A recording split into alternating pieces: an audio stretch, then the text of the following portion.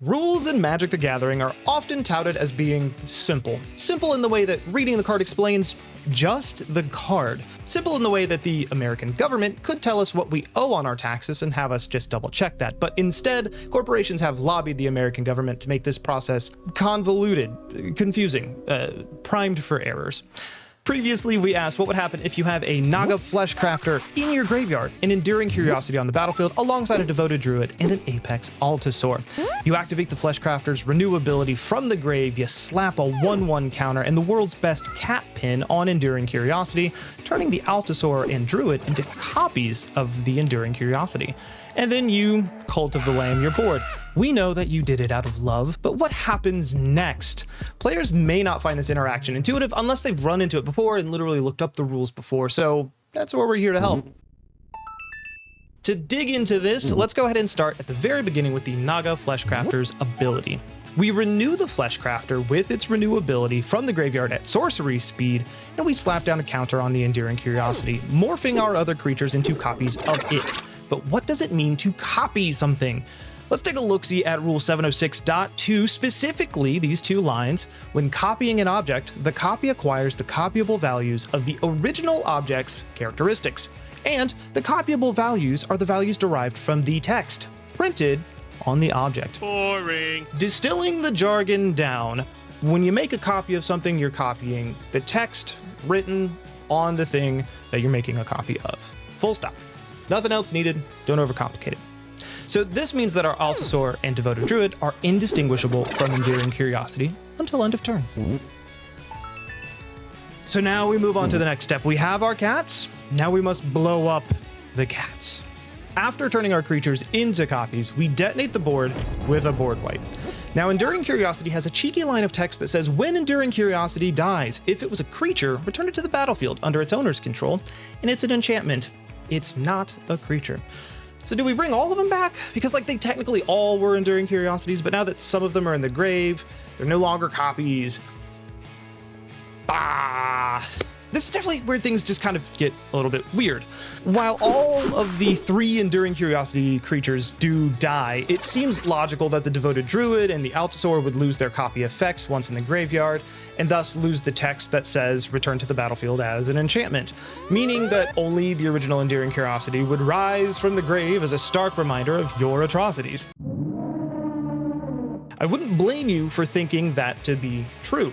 But actually, the Rules Lawyer Handbook, it says Rule 603.10a says, some zone change triggers look back in time. These are leaves the battlefield abilities, abilities that trigger when a card leaves a graveyard, and abilities that trigger when an object that all players can see is put into a hand or library. For those of us with just 2 brain cells, this simply means that abilities that trigger when something moves from zone to zone look back in time to take into account how they used to exist in their prior zone. So for a card to trigger or to know that it has died, it has to have a sort of memory of the transition from the battlefield to the graveyard. Okay, so back to the cats. Because zone change triggers look back over time, our Apex Altasaur and our Devoted Druid go to the graveyard, but then they look back and they say, we were Enduring Curiosities on the battlefield. Weird. They will then trigger and return to the battlefield. Now you may say, hold please, Enduring Curiosity says when Enduring Curiosity dies, and their names aren't Enduring Curiosity anymore. I've got you, less successful cousin of Sean White. Touché. Great burn. However, in this case, the trigger is looking back and considering how it existed on the battlefield when its name was Enduring Curiosity. But also, there is a rule that says text that refers to the object it's on by name means just that particular object and not any other object with that name, regardless of any name changes caused by game effects. For the layman, cards that reference their names aren't really attached to their names, as they really just mean this object. Because what's in a name, really? Behind the syllables that you've carried are oceans of complexity, personality, experiences that are ever shifting between the synapses caught in the ebb that is life. Names are just the labels that we use.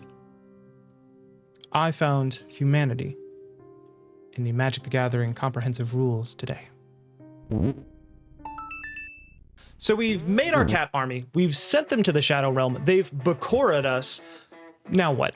Althazor typically would have a triggered ability as it enters the battlefield. However, it is an enchantment and not a creature, as stated by the Enduring Curiosity trigger. So it has no power and toughness, and thus can deal or be dealt no damage, no fighting, straight to jail. Devoted Druid, on the other hand, re-enters the battlefield, but, and hear me out, while we've broken the Devoted Druid, see, she can still be tapped for a green mana, but because she's an enchantment, the -1/-1 counters she incurs to untap herself are nothing more than indicators of an undying will and a game with wacky rules, thus making you infinite green mana. So there you have it. Honestly, the Naga plus the enduring creatures, turning all of your creatures into enduring creatures to then bring them back, it's a niche interaction, but it's super breakable. How are you breaking this, right? Are we Panharmonicon with just a bunch of ETBs?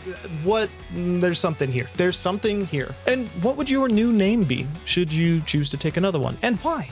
Have you taken a new name recently? If so, I'm proud of you. When I was 6, I wanted to be called Jack. Or Dante. When I was like 11. Devil May Cry had a grip on me at a young age. Okay. And of course, let me know if I made any blunders in this video. If something's unclear in this video, let me know, 100%. So thank you all for being here. I really appreciate it. And of course, I hope to see you in the next video. And please don't forget to subscribe. I don't ask people to subscribe. Do call to actions really work? If you subscribed because I asked you to subscribe, let me know in the comments. That's 2 call to actions. Statistically, they say that that's too many, that you'll never do both. It's impossible. You look great today. Truly. You do. I'm proud of you. Tough world out there. But you're doing it. You're doing it. Even if you can only do the bare minimums, that's your 100% right now. That's good. It's a good thing. Nothing wrong with that.